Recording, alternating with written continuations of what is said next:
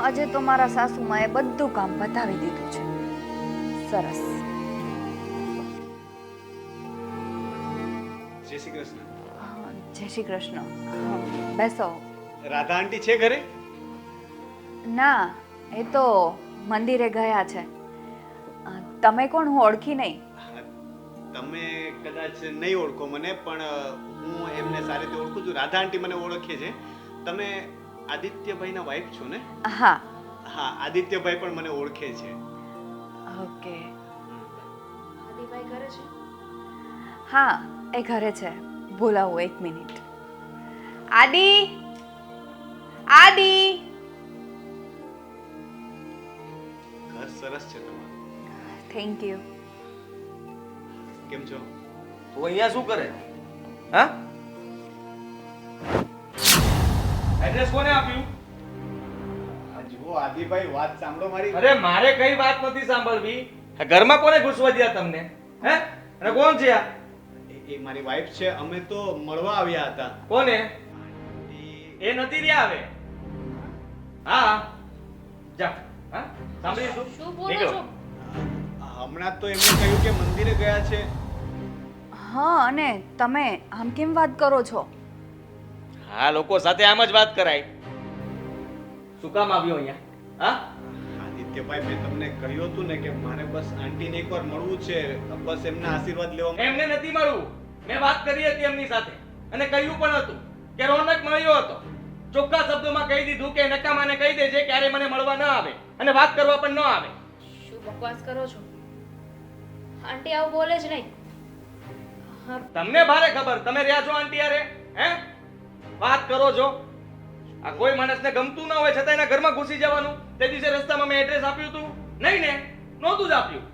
Number પણ આપ્યો તો? નહીં ને? નહોતો જ આપ્યો. તમારી સાથે કોઈ સંબંધ જ ન રાખવો હોય તો માણસ ન આપે. આટલું પણ તમને બુદ્ધિ નથી, સેન્સ નથી. આમ તો બહુ હોશિયાર હતા ભણવામાં. હા? આ જ્ઞાન ક્યાં ગયું તમારું? જુઓ, મારે કઈ જોવું નથી. મારી વાત સાંભળી લ્યો. આ છે ને છેલ્લી ને પહેલી વાર મારા ઘરમાં આવ્યા. હવે બીજી વાર આ ઘરમાં આવવાની હિંમત પણ ન કરતા. અમને પણ કોઈ શોખ નથી. તામિની. એક મિનિટ. ના, ના, ગુસ્સો ના કરો. ક્યારના બોલે જાઓ છો ને અમે સાંભળીએ છીએ. અમને પણ કોઈ શોખ નથી. અમે ફક્ત ને ફક્ત આંટીને મળવા આવ્યા હતા. પણ જો આંટીની ઈચ્છા નહીં હોય ને તો નહીં આવ્યા અમે. હા તો નહીં જ આવતા. એકવાર એમને મળી લેવા દો. અરે એક વાર નહીં ભાઈ, કીધું ને. ક્યાં ગયા છે? મંદિરે ગયા ક્યાં જ છે. રહેવાના છે. હવે પાછા નહીં આવે ઘરમાં. અને હવે બીજી વાર એમને મળવાની કોશિશ ન કરતા. ઠીક છે? હવે વધારે કઈ સાંભળવું છે? અત્યાર સુધી તારા હિસાબે જ બધું થયું છે. જ્યારે જુઓ ત્યારે આ તને ભણાવ્યો ગણાવ્યો, બસ પતી ગયું ને, નોકરી મળી ગઈ અને હવે લગ્ન પણ થઈ ગયા છે. તારું સંસાર ચાલે છે, ચલાવો ને સરખી રીતે. તમે આટલો ગુસ્સો કેમ કરો છો? એ વધારે ગુસ્સો કરે ને એ પેલા જતા રહ્યો અહીંયાથી પ્રેમથી, નહીતર તમને બંનેને ધક્કા મારીને કાઢશે. અમે એવું કઈ ગુનો નથી કર્યો. અરે ખાલી મળવા આવ્યા હતા. તમે તો બેઇજ્જતી કરી રહ્યા છો. અને બેઇજ્જતી કહેવાય? હે? સારું કહેવાય કે તમને આટલી ખબર પડે છે. હા, તમારા ઘરવાળાને આટલી પણ ખબર નથી પડતી. આ જ્યારે ગરીબ હતા ને ત્યારે આવી રીતે ગમે તેના ઘરમાં ઘૂસી જતા હતા. આ મા દીકરાનું કામ જ એવું હતું. કઈ કામ નહોતું મળતું એટલે મારા મા બાપને દયા આવી અને આ બંનેને રાખ્યા, સેવા કરી, ધ્યાન રાખ્યું, ભણાવ્યા ગણાવ્યા, બધો ખર્ચો કર્યો અને ભાઈ તો દીકરો બનીને રહી ગયો. હે? અને અત્યારે હક જમાવા આવ્યો છો?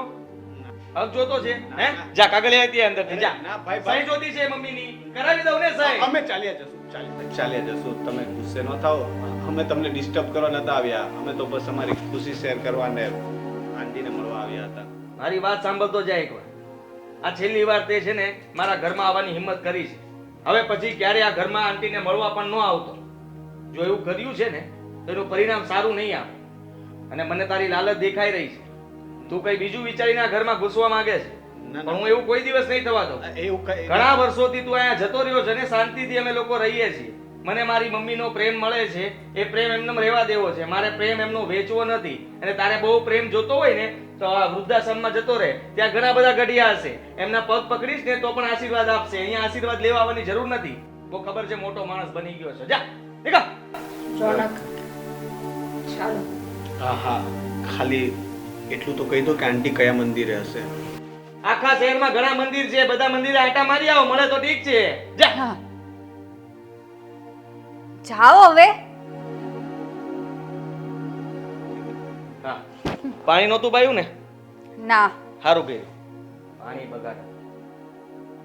પણ તમે શું કામ આટલું? છોડ ને. આદિ, આદિ.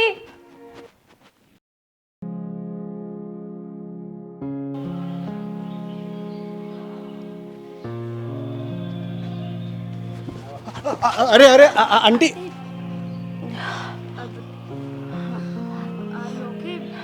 તમારો ખૂબ ખૂબ આભાર કે મને આંટી, આંટી મને ન ઓળખ્યો? બેટા ઓળખાણ તો નથી પડતી. કોણ છો તમે લોકો? ના બેટા ઓળખાણ ન પડી તારી. રોનક કોણ છે?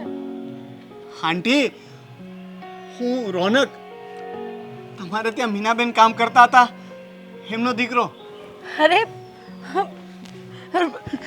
જય શ્રી કૃષ્ણ આંટી.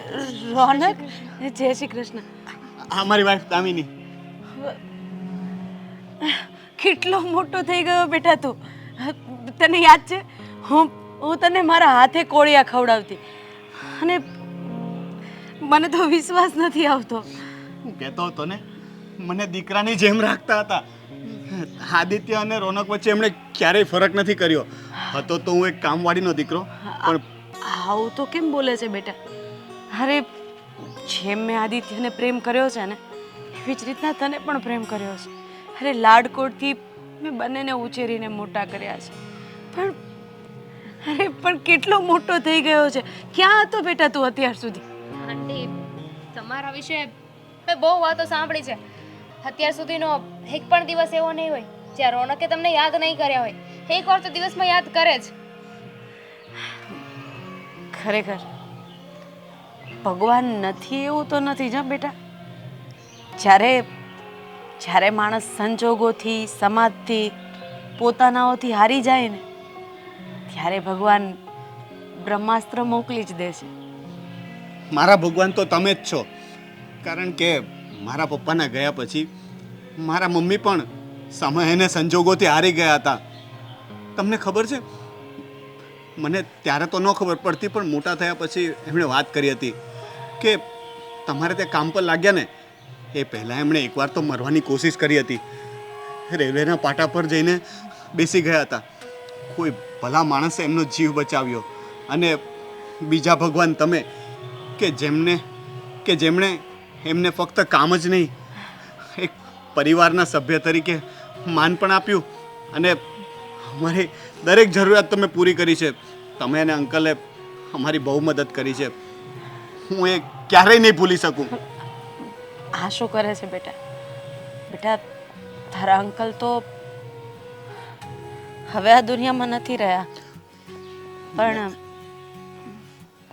હવે ખબર નહીં તું આવી ગયો ને તો આમ તને જોઈને પોતાના જેવું લાગે છે. અરે કંઈક ખોવાઈ ગયું તું ને એ પાછું મળી ગયું હોય ને એવું લાગે છે. બેટા એ બધી વાત તો છોડ, પણ મીનાબેન શું કરે છે? એની તબિયત તો બરાબર છે ને? હા, એને પણ સાથે લેતું હોવાય ને. અરે એ પણ આટલા વર્ષો પછી મને જોત ને તો એ પણ ખુશી ખુશી મને ભેટી પડત. શું થયું બેટા? કેમ કઈ બોલ્યો નહીં? મમ્મી હવે આ દુનિયામાં નથી રહ્યા. સોરી બેટા, મને આ વાતની કંઈ ખબર જ નથી. શું થયું હતું એમને? આખી જિંદગી મારા માટે ઘસી નાખી. પોતાની જાત ઘસીને લોકોના ઘરે કામ કરીને એમણે મને ભણાવ્યો, ગણાવ્યો, મોટો કર્યો. એમાં પોતાની તબિયતનું ધ્યાન ન રાખી શક્યા. મને તો સફળ કરી દીધો, પણ એ જોવા માટે એ ન રહ્યા. એટલે જ હું રોજ તમને યાદ કરું છું. હું છું ને બેટા. હા, તારે ઢીલા પડવાની જરાય જરૂર નથી. તું મીનાબેનને ગણે કે મને ગણે છે તો તારી માં જ ને. અને હા, તારી મમ્મી કરતાં પણ મેં વધારે ધ્યાન રાખ્યું છે. આ ખોળામાં સુવડાવીને માથે હાથ ફેરવ્યો છે. અને આજે આટલો મોટો અને આવી રીતે અચાનક મળી જઈશ. અરે હું પણ અહીંયા બેઠી બેઠી શું ચલો આપણે ઘરે બેસીને વાત કરીએ ને. ના, ઘરે નહીં, અમે જઈને આવ્યા. પણ કદાચ આદિત્ય અને એની પત્નીને અમારું ત્યાં જવાનું ગમ્યું નથી એટલે અમે ત્યાં નહીં આવીએ. બેટા ઘર તો આપણું છે ને, ચાલો ને થોડી વાર બેસો. આંટી પ્લીઝ આંટી. તમને ત્યાં કોઈ પ્રોબ્લેમ તો નથી? ના કોઈ વાંધો નથી મને. બહુ સારી રીતે સાચવે છે. અરે મારી દીકરાની વહુ તો મને કોઈ કામ નથી કરવા દેતી, અને મારો દીકરો તો મને ગાડી નીચે પગ નથી મૂકવા દેતો. હા તો ડૉક્ટરે થોડું ચાલવાનું કીધું છે ને, એટલે બસ મંદિરે ગઈ હતી દર્શન કરવા. સારું કહેવાય. જોકે એમને જોઈને એવું લાગ્યું નહોતું, પણ એ તમને સાચવે છે તો સારું કહેવાય. મળતા રહેશું. હું તમને મારું કાર્ડ આપી દઉં. હા બેટા. તમે મને ફોન કરજો. અને આંટી, ગમે ત્યારે કંઈ પણ જરૂર હોય, કંઈ પણ કામ હોય, તમારો આ દીકરો, તમારો આ શ્રવણ હંમેશા તમારી નજીક જ છે એવું યાદ રાખજો. ભલે બેટા. હા, પાછો આવતો રહેજે મને મળવા. રોનક, એક કામ કર્યું હોય તો આંટીને ઘરે મૂકી આવ્યા હું ઘર સુધી મૂકી જઈશ. ના, ના, ના. પ્લીઝ પ્લીઝ પ્લીઝ ચાલો. તમારી તબિયત ખરાબ થઈ મારી ગાડી ત્યાં સામે જ પડી છે. પ્લીઝ પ્લીઝ ચાલો.